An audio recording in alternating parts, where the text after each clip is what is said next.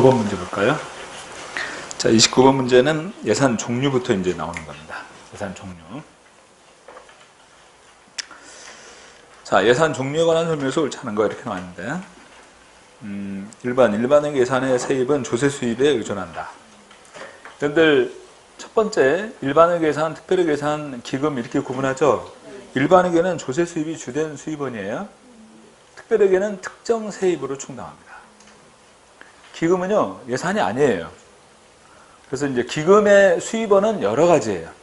예산에서도 들어올 수 있고, 아니면 또 사업을 해가지고 들어오는 수익금도 들어오고, 기금의 수입원은 여러 가지입니다. 2번, 기금은 세입세출 예산에 의하지 않고 예산 외로 운영되는 것이다. 예산이 아니다. 3번, 특정 세입으로 특정 세출이 충당함으로써 일반회계와 별도로 구분해 격리할 필요가 있을 때 특별회계 예산을 설치합니다. 4번, 특별회계 예산의 세입은 자체 세입이나 일반 회계로부터의 전입금으로 구성되는 것이다. 5번, 특별회계 예산은 국가에서 특정 사업을 운영할 때 대통령령으로 설치한다. 방금 얘기했듯이 일반 회계는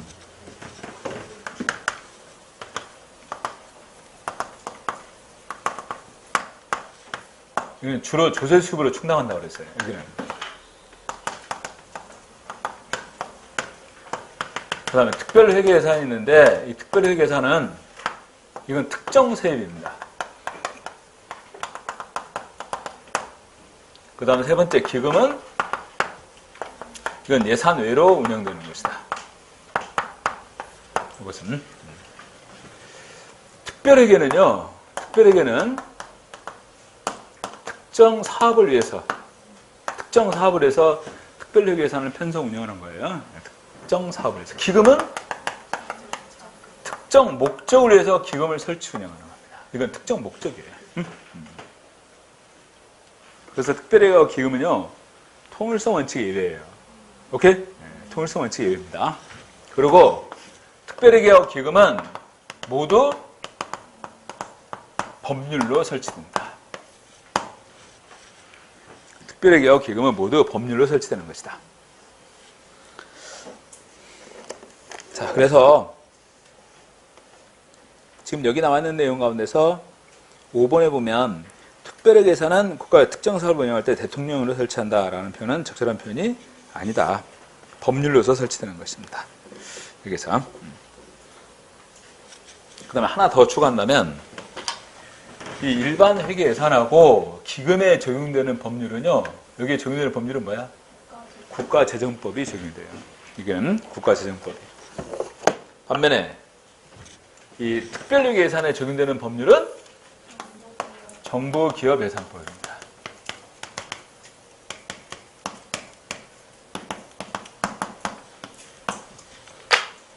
자, 여기 정부기업이 나왔는데 정부기업은 행정기관에 해당한다. OX.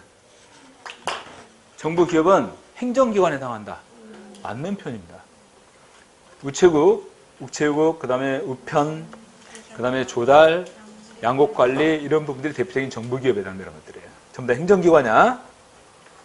그러니까 그러한 행정기관들의 성격이 기업적인 성격이 포함되어 있다라고 하는 것이지 전부 다 행정기관에 해당되는 것들입니다. 오케이?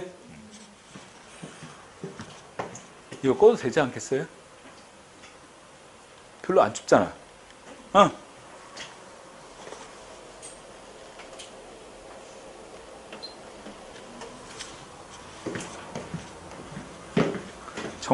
정부기업 예산법의 정부기업은 행정기관에 해당한다.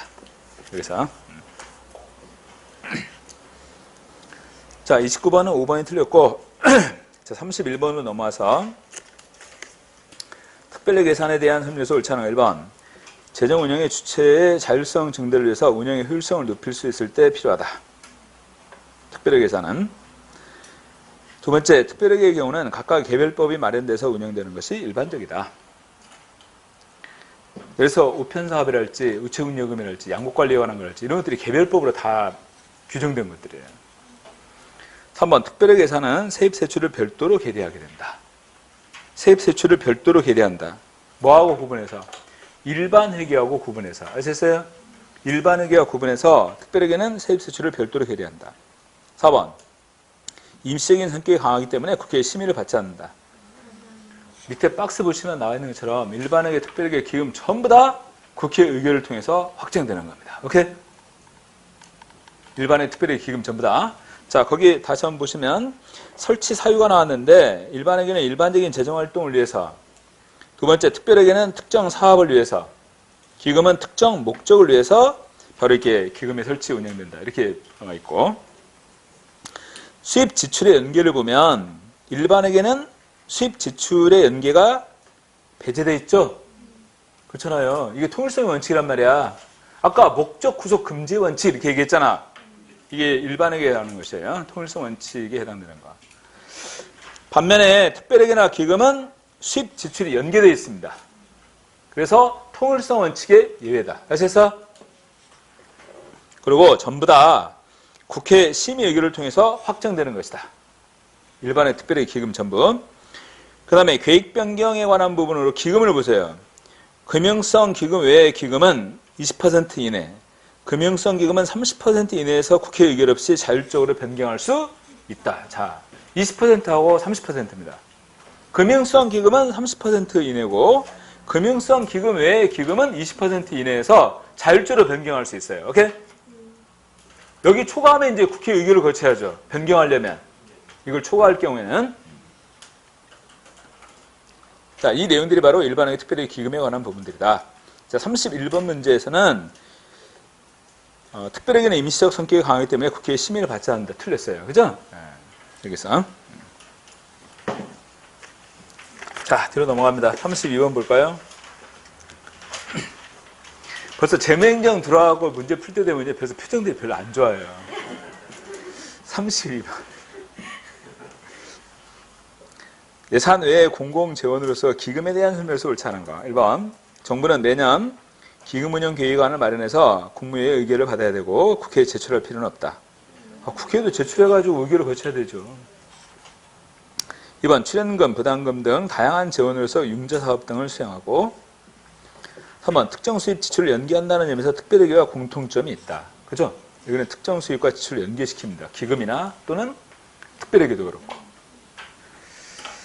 4번. 한목적성 차원에서 예산에 비해서 운영의 자율성과 탄력성이 높다. 여러분들 여기 보세요. 이건요, 특정 목적을 위한 거예요. 이건 뭐라고 그랬어? 특정 사업을 위한 것이고, 이런 면에서 한목적성을 강조하는 거예요, 기금은. 오케이? 그런 면에서. 네.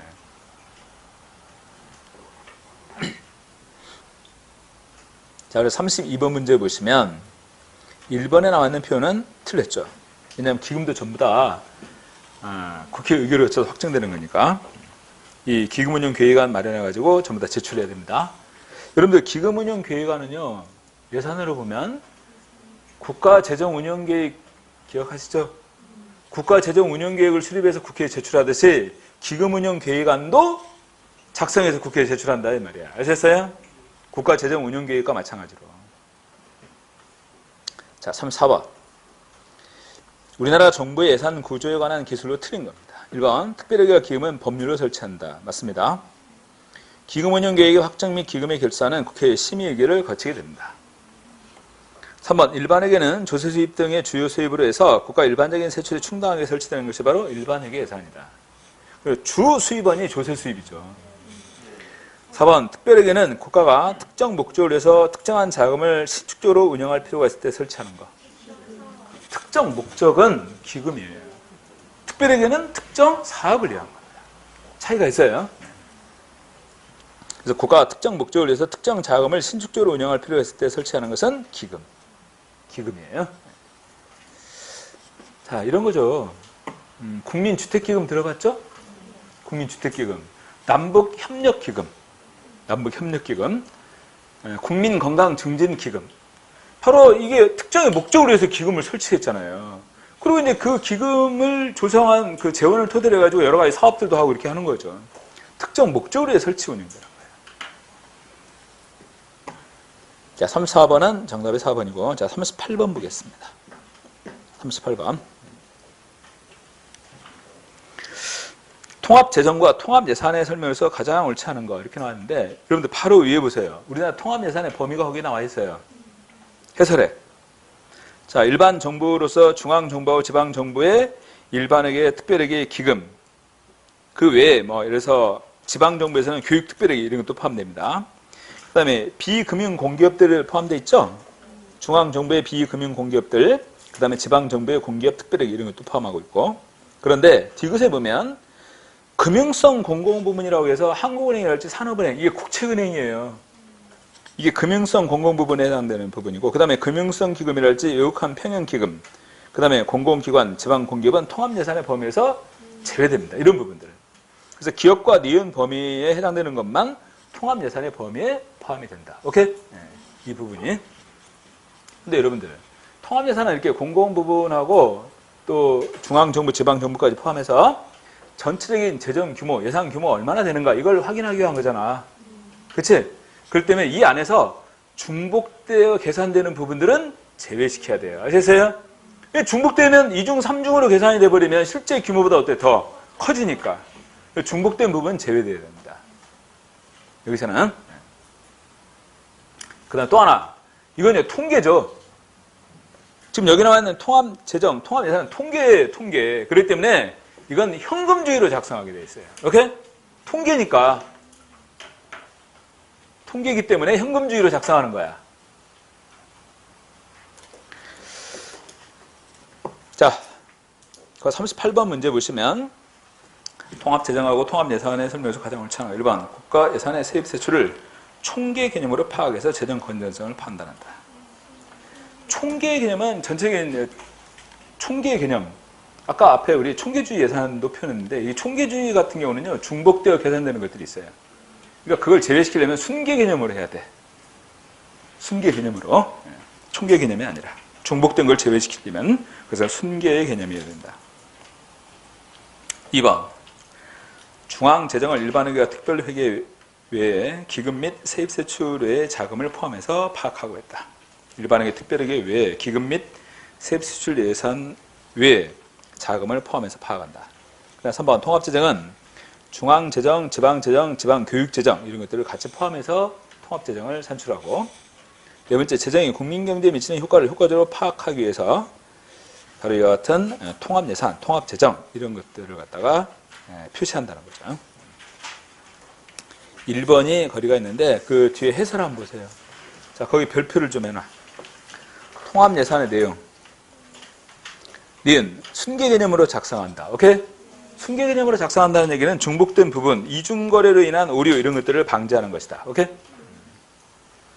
그다음 리을에 보면 보전재원을 명시하고 있습니다. 보전재원을. 그 보전재원이라는 건 뭐냐면 두 번째 줄에 재정 적자가 발생했을 때 이를 보전하기 위한 수단. 이게 보전재원이에요. 재정 적자가 발생했을 때 그 재정 적자를 보충하기 위한, 보전하기 위한 수단인데 대표적인 것이 뭐 국채를 발행해서 충당한다랄지 아니면 돈을 빌려와서 충당한다랄지 차입. 그 다음에 차관을 도입한다랄지 이런 방식들이 여기서 말하는 보전재원의 형태에 해당되는 것들입니다. 바로 재정 적자가 발생했을 때 이런 방식들을 통해서 보전한다 그 말이에요. 각각. 그러면 예를 들어서 국채 발행 규모 얼마, 그 다음에 차입 규모 얼마, 차관 도입 규모 얼마 이런 식으로 명시를 해줘야 된다는 얘기예요. 이런 보전재원에 대해서. 그 다음에 아까 표현했던 것처럼 이건 통계를 작성하는 거기 때문에 현금주의로 작성합니다. 오케이? 통계를 작성하기 때문에 바로 현금주의로. 자, 지금 언급했던 니은, 리을, 미음 요 내용들은 꼭 기억해 둔다. 오케이? 요 내용들은. 자, 40번입니다. 40번. 예산과 재정관리에 대한 설명으로서 옳지 않은 거. 1번. 우리나라 예산은 행정부가 제출하고 국회가 심의 확정하지만 미국과 같은 세출 예산 법률의 형식은 아니다. 두 번째. 조세는 현 세대의 의사결정에 대한 재정 부담을 미래 세대로 전가하지 않는다는 장점이 있다. OX. 조세는 다음 세대로 전가시키지 않잖아요. 지금 현 세대들에게 세금을 걷어들이는 거니까. 근데 국공채 발행은 다음 세대에게 전가시키는 거예요. 3번. 성과주 예산제도의 도입에도 불구하고 품목별 예산제도는 우리나라에서 여전히 활용되고 있다. 왜냐하면 이 행정부 예산 운영에 대해서 통제를 가할 필요가 있잖아요. 그러니까 이와 같이 성과주 예산제도 도입을 했지만 여전히 품목별 예산의 부분은 적용하고 있다는 겁니다. 같이. 그다음 네 번째, 추가 경정 예산은 예산의 신축성을 확보하기 위한 제도로서 최소 1회의 추가 경정 예산을 편성하도록 국가재정법이 규정한다는데 횟수 제한은 없습니다. 횟수 제한이 없어요. 여기서 1번은 뭘래요? 우리나라 예산은 법률의 형식이다. OX. 우리나라 예산은 법률의 형식이다. 우리나라 예산은 법률의 형식이 아니에요. 아까 얘기했잖아. 법률의 형식이라고 한다면 그게 확정이 되려면 뭐 어떤 절차가 필요하다고 그랬어? 대통령 공포를 내야 된다고 그랬잖아. 기억나요? 근데 국회 의결로서 확정이 되는 거잖아. 우리나라 법률의 형식이 아니에요. 예산이 법률의 형식을 취하지 않는다. 그 말이야. 그래서 지금 1번의 지문에서는 우리나라 예산이 행정부가 제출하고 국회가 심의 확정하지만 미국과 같이 세출 예산 법률, 그러니까 법률의 형식을 취하지 않고 있다. 맞는 표현이잖아요. 법률의 형식을 취하지 않는 거예요. 우리나라는 예산은 법률의 형식이 아니니까. 그럼 법률의 형식이 아니라 뭐냐? 그러면 의결 형식이죠. 국회 의결을 거치면 확정되는 거니까. 자, 1번, 2번, 3번 표는 다 맞는 표현들입니다. 4번이 틀렸어요. 추경 예산의 편성은 횟수 제한이 없다. 자, 정신 차리고. 정신 차리세요.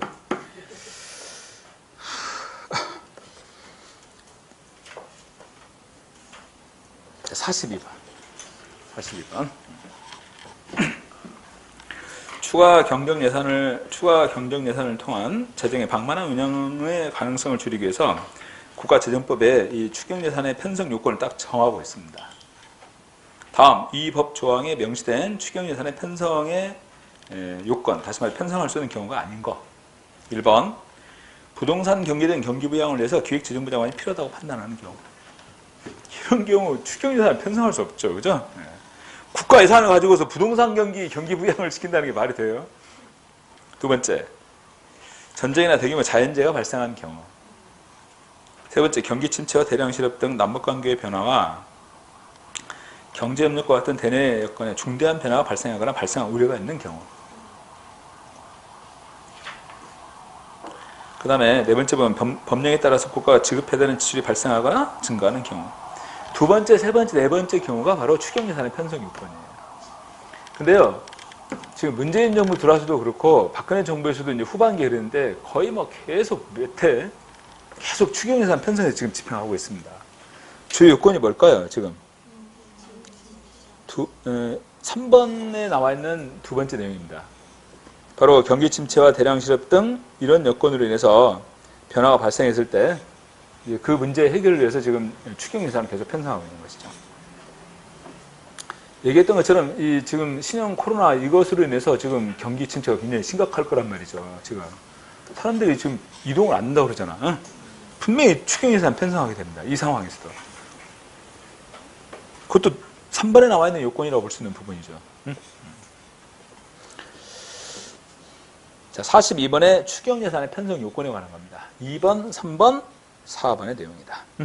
자, 44번 볼까요? 우리나라의 재정정책 관련 예산 제도의 설명에서 옳은 거예요. 1번, 지출 통제 예산은 구체적인 항목별 지출에 대해서 집행부의 재량 행위를 통제하기 위한 예산. OX. 지출 통제 예산은 구체적인 항목별 지출에 대한 집행부의 재량 행위를 통제하기 위한 예산.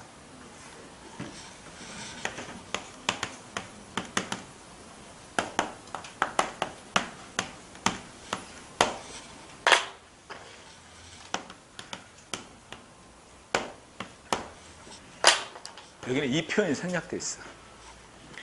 지출 통제사는 지출의 총액을 통제하는 예산입니다. 오케이? 지출 통제산이란 지출의 총액을 통제하는 예산이에요. 그래서 자 보세요. 구체적인 항목별 지출에 대한 집행부의 재량 행위를 통제한다. 그런 얘기가 아니라 총액만 통제하는 거예요. 총액만을 통제하고 구체적인 지출에 대해서는 재량권을 인정해 주는 거야. 이게 지출 통제산입니다. 이거 착각하기 쉽죠? 혼동하면 안 돼. 지출 통제사는 총액이라는 표현이 생략되어 있기 때문에 총액만 통제하는 겁니다. 총액만. 그리고 구체적인 예산 지출 운영에 대해서는 재량권을 인정해준다. 2번, 우리나라의 통합재정수지에는 지방정부 예산은 포함되지 않습니까? 지방정부 예산도 포함이 됐잖아요. 3번, 우리나라의 통합재정수지에는 융자지출을 재정수지의 흑자요인이 아니라 융자지출인 거니까 이것은 적자요인으로 포함이 돼야죠. 4번, 조세지출 예산제도는 국회 차원에서 조세감면의 내역을 통제하고 정책효과를 판단하기 위한 제도. 이 조세지출 예산은 조세감면에 대한 보고서예요. 그러니까 행정부가 어느 부분에 얼마만큼 세금을 감면했는지 보고서를 작성해 국회에 제출하는 거예요. 조세지출 예산제도는 조세 감면에 대한 보고서를 얘기하는 겁니다. 그래서 조세지출 예산제도는 국회 차원에서 조세 감면의 내역을 확인하고 통제하는 거죠. 그리고 정책 효과를 판단할 수 있도록 하는 제도가 바로 조세지출 예산제도다. 이렇게 표현할 수 있단 말이에요. 그러니까 정부가 예산안을 제출할 때 이것도 같이 제출해요. 정부가 예산을 제출할 때 이것도 이 조세지출 예산에 해당되는 것도 같이 제출한단 말이야. 아까. 그래서 국회 차원에서 조세 감면의 내역을 통제하고 정책 효과를 판단할 수 있도록 하는 제도. 그리고 이제 보니까 여러 부분에 세금 감면이 이루어졌단 말이야. 그래서 중소기업에 대한 지원을 위해서 세금 감면이 이루어졌어요. 중소기업에 대해서. 그러면 중소기업의 지원을 위한 예산이 편성됐다 그러면 이건 이중 혜택이 되는 거죠. 그런 부분에 예산을 조정해서 다른 부분에 예를 들어서 전용을 하거나 아니면 다른 부분을 옮겨 쓸 수 있는 거 아닙니까? 이런 경우 있어요. 자, 44번에서 옳은 것 그런다면 정답은 4번입니다.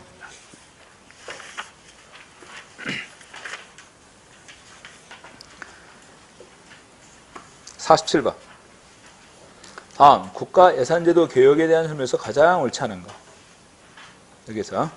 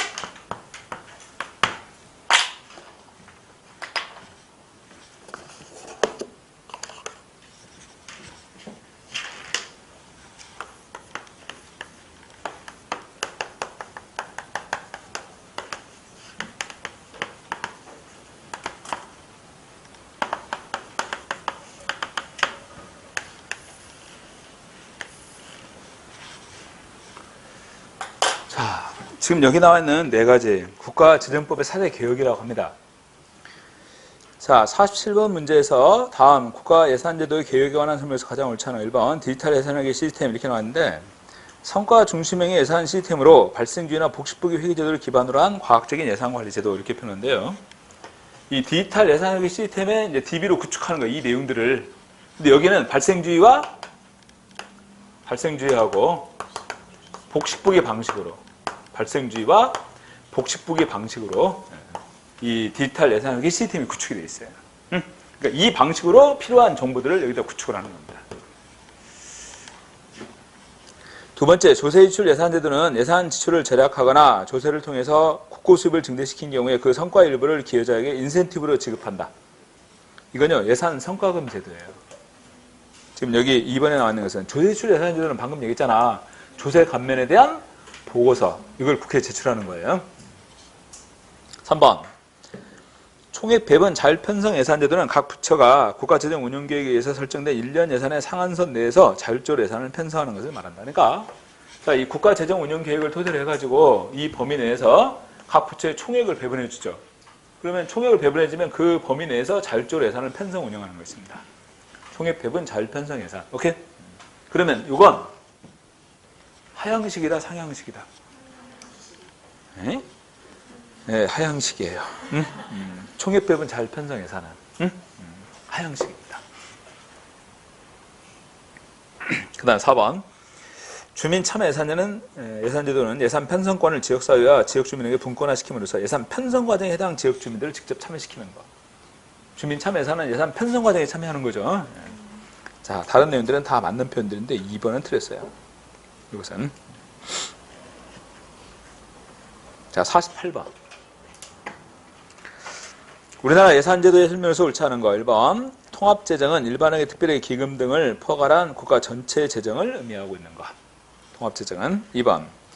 조세지출 예산제도는 세금을 징수하기 위해 지출한 예산을 통합적으로 관리하기 위한 예산제도다.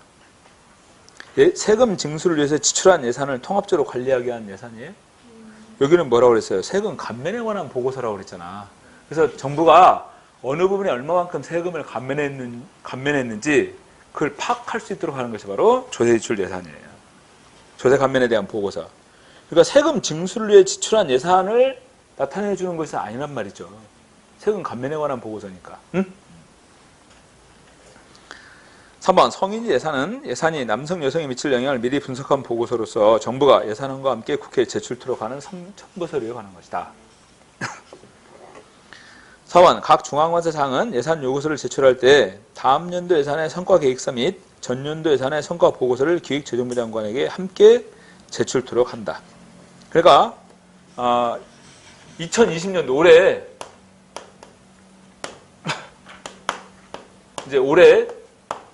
예산 요구서를 작성해서 제출할 거란 말이야. 예산 요구서를. 예산 편성 과정에서. 그러면 이 예산 요구서를 제출할 때는 거기 나오는 것처럼 다음 연도 예산의 성과 계획서, 그 다음에 전년도 예산에 대한 성과 보고서 이런 것들을 기획재정부 장관에 같이 제출한다는 거야. 응? 예산 요구서를 작성해 제출할 때 다음 연도의 성과 계획서하고 전년도의 성과 보고서를 같이 묶어서 제출한다. 오케이?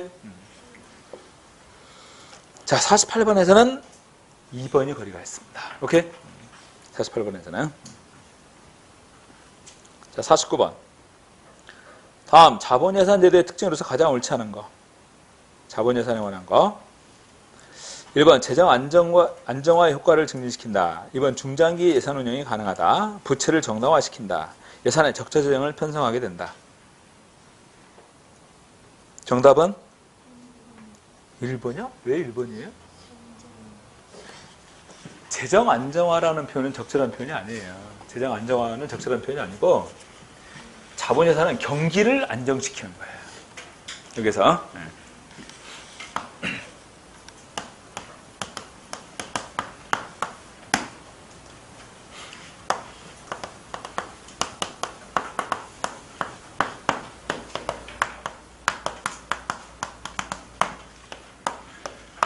경상 수입은 경상 지출에 충당합니다.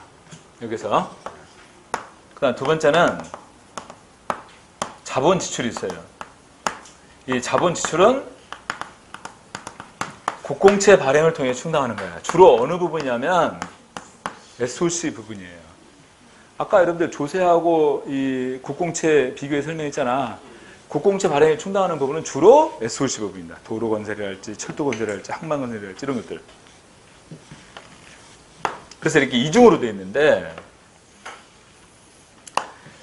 자, 여기 불경기, 회복기, 호황기, 후퇴기 이런 국면으로 이렇게 구분되잖아. 그럼 여기 경기가 침체되어 있으니까 이런 국면에 정부가 국공채 발행을 통해 재원을 확보해가지고 SOC 부분에 투자를 한다는 거야. 도로도 건설하고, 철도도 건설하고, 교량도 건설하고 이런 식으로. 그럼 여러분들 여기 공공투자가 이루어지게 되니까 돈이 풀리잖아. 돈이 풀린단 말이에요. 돈이 풀리면 어떻게 돼요? 수요가 창출되는 거예요. 그럼 수요가 창출되게 되면, 예를 들어서 수요가 창출되면 실업자들도 이제 고용이 되고, 또 실업자가 고용이 이루어지게 되고 실업자가 점점 사라지게 되면 생활 필수품을 생산하는 업체도 생산을 늘려야겠지. 그러면 그 생활 필수품 생산하는 공장도 또 고용을 확대시켜야 될 거 아니야. 그렇게 되면서 실업자들이 줄들게 되고 고용 창출이 이루어지게 된다는 거야. 응? 그래서 이렇게 불경기의 국면에서 이런 부분에 투자하는 게 필요하다는 거예요. 아까.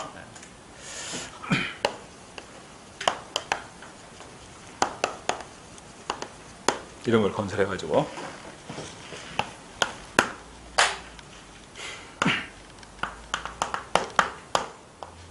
(10조의) 국공채를 발행하면 부채가 이만큼 늘어나죠. 부채가 10조가 늘어났어요. 근데 도로, 철도, 교량을 건설했어. 그럼 이건 뭐가 돼요? 자산이 됩니다. 자산이 10조가 증가했죠. 부채가 10조가 늘어났지만 그거에 비해서 자산이 또 10조가 늘어났잖아. 플러스 마이너스면 뭐가 돼? 제로가 되는 거예요. 그래서 국가의 재무구조의 건전성을 저해하는 것은 아니에요. 왜냐하면 부채가 늘어난 만큼 또 자산도 생겼는데. 그렇잖아요. 기업이 있는데 기업이 은행에서 100억을 대출을 받았어요. 부채가 발생했죠. 대신 그 100억을 건물을 하나 산 거야. 그러면 100억짜리 자산이 생겼잖아요. 플러스 마이너스면 제로가 되는 거예요. 그런 경우는 이 기업의 재무 건전성이 저해되는 것이 아니라는 얘기입니다. 이런 경우. 바로 그걸 설명하는 거예요. 지금. 그리고 여기 통행료를 받아. 이용료를, 시설 이용료를. 도로나 철도, 교량 이런 것들을. 그리고 계속 30년 동안 들어오는 수입을 가지고서 이걸 갚아나가는 거야. 이렇게. 아까 기업이 건물을 샀다고 그랬잖아. 건물을 이용하기도 하지만 임대도 내놓고 해가지고 들어오는 수입으로 빚을 계속 갚아나가는 것처럼. 이런 식으로.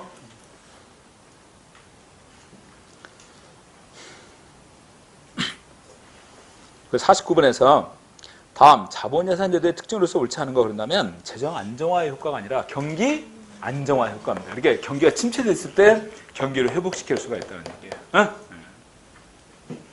그러니까 이런 국면에서는 정부 재정의 적자를, 경기 호황의 국면에서는 정부 재정이 있어 흑자 편성이 이루어지게 되는 거지. 그치?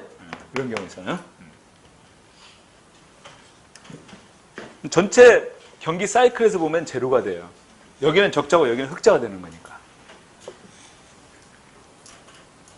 그래서 자본예산제도의 특징으로서 옳지 않은 것은 재정 안정화라는 표현은 적절한 표현이 아니라고 그래서 경기 안정화를 도모한다 이렇게 표현해야 돼.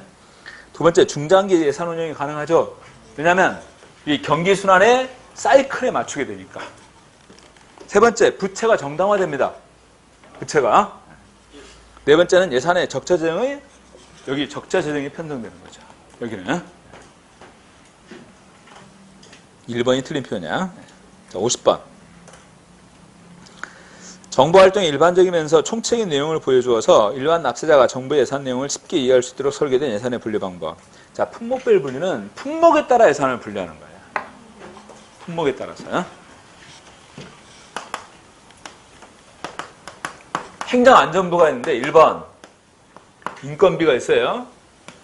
기본급, 수당, 비정규직 보수. 그래서 기본급은 얼마, 수당은 얼마, 비정규직 보수 얼마 이런 식으로. 두 번째, 물건 구입비, PC 구입비 얼마, 복사용지 구입비 얼마 이런 식으로 각각 이렇게 세분화해서 예산을 짜는 것이 품목별 분류입니다. 그러니까 품목별 분류의 주 목적은 뭐냐면 외부에서의 통제를 효과적으로 할 수 있도록 하는 거예요. 회계책임이 명확하니까. 그죠? 자, 기능별 분류는 어떤 거냐면 기능별 분류는 정부가 예산을 발표할 때 사회개발비, 사회복지 부분 예산 얼마, 그 다음에 경제개발비 부문 예산 얼마, 방위비 얼마, 교육비 얼마 이런 식으로 구분되는 거. 그러니까 정부의 주요 기능과 역할에 따라서 분류되는 것들이에요. 오케이? 그래서 예산을 분류할 때 가장 1차적으로 이 기준에 따라서 예산을 갖다가 분류해가지고 발표를 하게 됩니다. 그러면 국민들이 이해하기가 쉽죠? 사회복지부는 얼마 지출하고 경제개발을 위해서 얼마 지출하고 그 다음에 방위비, 교육비 그 다음에 또 예를 들어서 뭐 지방재정교부금 이런 부분에 각각 얼마씩 예산을 집행한다 이렇게 파악할 수 있으니까 이게 기능별 분류가 가능해요. 그래서 기능별 분류는 시민을 위한 분류. 시민을 위한 분류. 기능별 분류. 자, 이게 정부활동이 일반적이면서 총체적인 내용을 보여주어서 일반 납세자가 정부의 예산 내용을 쉽게 이해할 수 있도록 설계한 예산 분류는 기능별 분류입니다. 기능별 분류. 여러분들, 우측에 보면 기능별 분류의 장단점이 나왔지? 단점의 1번 뭐가 나냐면 회계 책임이 확보가 곤란하다. 회계 책임이 불분명합니다.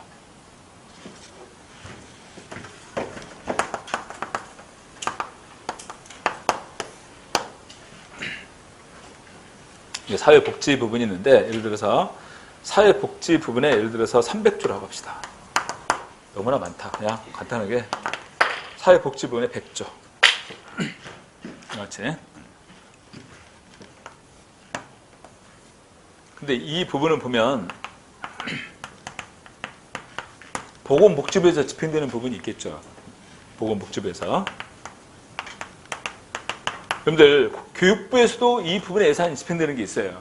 왜냐하면 저소득층 아이들을 위한 교육비 지원 같은 게 이루어져야 되니까. 그 다음에 여성가족부에서도 집행되는 부분이 있습니다. 여성가족부에서도. 이런 거 있어요. 이제 결혼을 했는데 아이 낳고 이제 같이 살다가 이혼을 했습니다. 그래가지고 여성 혼자 아이를 키우는 거예요. 그런 가정들 있잖아요. 그럼 굉장히 경제 활동이 힘들고 여건이 어려울 거 아니야. 취업도 힘들고. 그런 가정들을 위해서 지원해주는 여러 가지 프로그램들이 있습니다. 그런 가정. 이게 여성가족부에서 하는 거예요.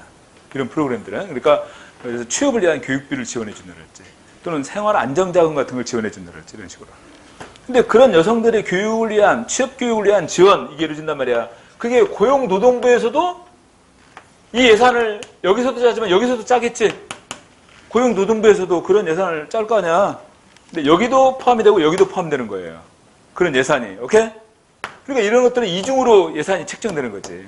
근데 그렇게 책정되는 예산들이 많을 거란 말이야. 그래서 회계 책임이 불분명하다는 얘기예요. 아셨어요?